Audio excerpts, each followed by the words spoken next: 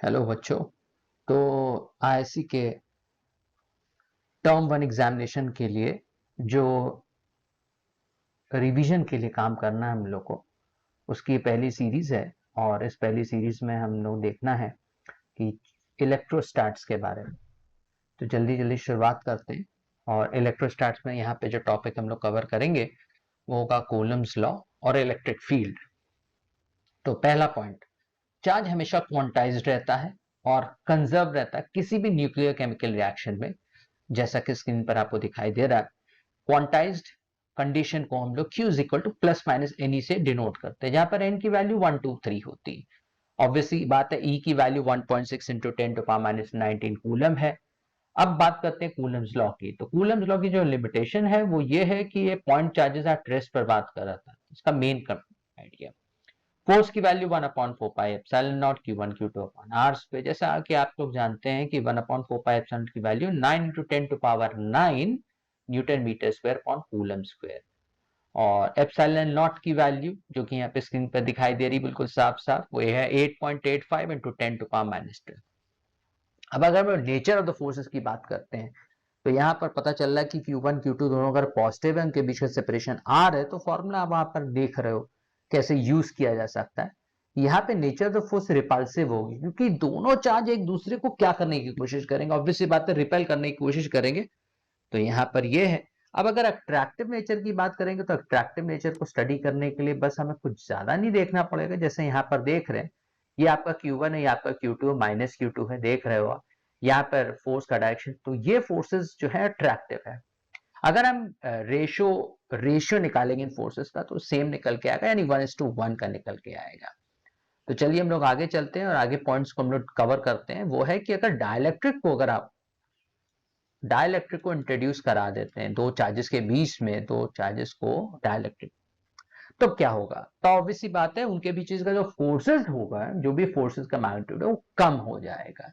और कितने टाइम्स कम हो जाएगा? वो k टाइम्स ऑटोमेटिकली कम हो जाएगा। जहां k का मतलब क्या होता है? k ऑब्वियसली बात है एक डाइलेक्ट्रिक कांस्टेंट है और k की वैल्यू हमेशा 1 से ज्यादा रहेगी, इस बात का ध्यान रखेंगे।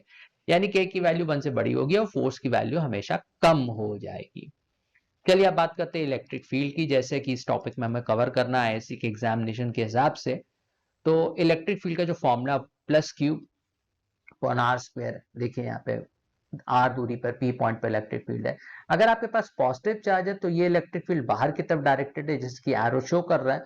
और अगर आपका चार्ज नेगेटिव है तब ये इलेक्ट्रिक फील्ड का डायरेक्शन अंदर की तरफ है। फॉर्मूला दोनों केसेस वही लगेगा, E is equal to 1 upon 4 pi epsilon charge square of the distance. तो आप तो ये समझते हो। उसके बाद इलेक्ट्रिक फील्ड को और एक और फॉर्मूले से डिनोट किया जा सकता है, तो वो है E is equal to f upon q. उसको बोलते हैं फोर्स पर यूनिट चार्ज, और इसकी एसआई यूनिट हो जाएगी न्यूटन पर कूलम। तो यहाँ पर एसआई यूनिट की भी बात हो गई, इलेक्ट्रिक फील्ड के डायरेक्शन की बात हो गई, मैग्नीट्यूड की बात। कुछ प्रॉपर्टीज हैं, तुम प्रॉपर्टीज को पहले हम लोग डील कर लेते हैं। तो प्रॉपर्टीज में बताया गया कि देखिए ये कभी भी इंटरसेक्ट नहीं करती, इलेक्ट्रिक फील्ड लाइंस कभी भी इंटरसेक्ट नहीं करेंगी, चाहे कुछ भी हो जाए। जैसा भी आप कर लो, इलेक्ट्रिक फील्ड लाइंस कभी भी इंटरसेक्ट नहीं करेंगी।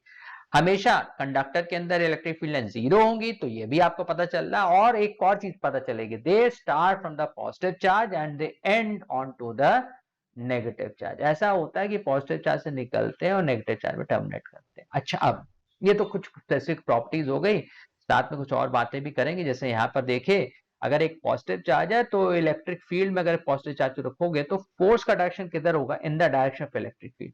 और अगर आप नेगेटिव चार्ज की बात करोगे तो नेगेटिव चार्ज में दिख रहा है कि अगर नेगेटिव चार्ज रखा तो वो इलेक्ट्रिक फील्ड के ऑपोजिट डायरेक्शन में हमेशा भागेगा।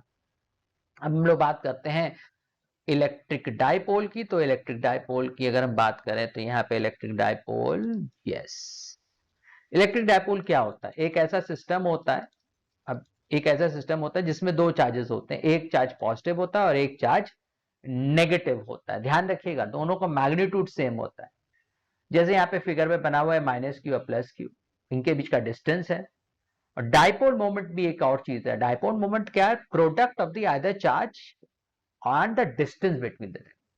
तो यहाँ पे हमने लिखा P is equal to 2QL। अब ये 2L है, अलग से लिखा है Q। आखिर Q क्या है? वो तो अमाउंट ऑफ चार्ज है। तो दोनों चार्ज में कोई एक चार्ज हम कंसिडर करेंगे। और दूसरी बात ये कि अगर डिस्टेंस की बात करें तो डिस्टेंस उनके बीच में 2L है।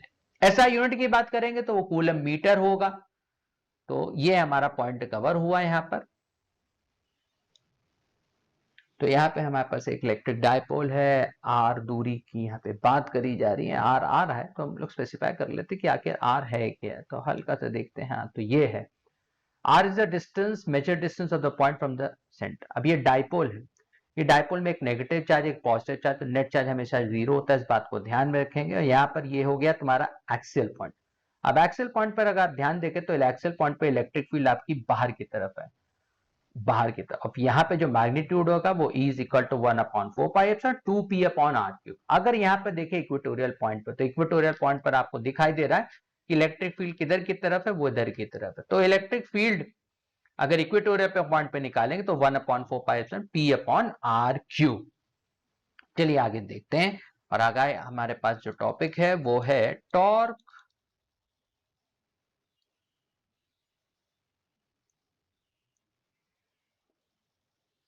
चलिए तो ये हमारे पास टॉर्क का है एक छोटा सा टॉपिक। चलिए हम लोग कवर अप करते हैं इसको।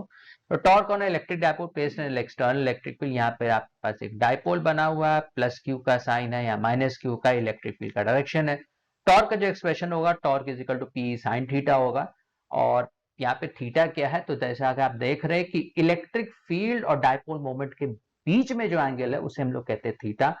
थीटा जब 0 डिग्री कर देंगे तो टॉर्क की वैल्यू ऑब्वियसली 0 हो जाएगी। थीटा इक्वल 90 डिग्री करेंगे टॉर्क मैक्सिमम हो जाएगा, और थीटा की वैल्यू अगर 180 डिग्री कर देंगे तो टॉर्क की वैल्यू फिर से 0 हो जाएगी। तो ये कुछ स्पेशल पॉइंट्स हैं जो कि टॉर्क और इलेक्ट्रिक डायपोल है। आईएससी का बहुत इंपॉर्टेंट टॉपिक है, लेकिन क्योंकि इस साल सिर्फ ऑब्जेक्टिव क्वेश्चन है तो उस हिसाब से ये बढ़िया लॉजिकल क्वेश्चन बनता है। इसी तरीके से यहाँ पे हमारे पास दो क्वेश्चंस और दे रखे हैं, जो चलिए उनकी भी बात कर लेते हैं कि आखिर उनमें ऐसा क्या चीज डिस्कस करना है। तो यहाँ पर आप देख रहे हो आपके पास दो चार्जेस है, एक है +E और एक है +9। यहाँ पे एक P पॉइंट है। तो ये P पॉइंट पर आपको दिखाई दे रहा है कि हमको इलेक्ट्रिक फील्ड 0 चाहिए। तो हम क्या करेंगे, यहाँ पे बीच में एक पॉइंट, यहां से ये ले लेंगे डिस्टेंस x और यहां से ले लेंगे a-x। अब इस चार्ज की वजह से इस पॉइंट पर जो इलेक्ट्रिक फील्ड होगी वो 1/4πε0, मैं शो कर देता हूं, यस 1/4πε0 E/x²। और यहाँ पर इस चार्ज की वजह से यहाँ पे जो इलेक्ट्रिक फील्ड होगी वो 1/4πε9E/a-x का होल स्क्वायर। जहां a क्या है, a टोटल डिस्टेंस है। और एक और चीज बातें यहाँ ध्यान रखनी है कि यहाँ पे इलेक्ट्रिक फील्ड 0 है, इसलिए दोनों चार्ज की वजह से जो नेट मैग्नीट्यूड है वो 0 होगा। इस वजह से हम यहाँ पे लिखेंगे a-x का होल स्क्वायर। सॉल्व करने पर हमारे पास इक्वेशन की है। सिमिलरली एक और दूसरा पॉइंट यहाँ पे लिया गया P पॉइंट। अब यहाँ पर एक चार्ज पॉजिटिव है, दूसरा चार्ज नेगेटिव है। ध्यान रखेंगे कि अगर हम लोग पॉइंट P चाहिए जहां पे इलेक्ट्रिक फील्ड 0, तो वो पॉइंट बाहर होएगा। यहां पर ये पॉइंट अंदर लिया गया है क्योंकि वो लाइक चार्जेस से, और अनलाइक चार्जेस में ये पॉइंट P बाहर होगा। फिर से बिल्कुल एज इट इज सामने आपके पास स्क्रीन में पूरा सोल्यूशन दे रखा है, आपको उसी हिसाब से वैल्यू सब्स्टिट्यूट करनी है। इसे ऊपर किया था और आपके पास आंसर यहाँ पर आ जाएगा। तो ये हमारी सीरीज का पहला पार्ट कंप्लीट हुआ।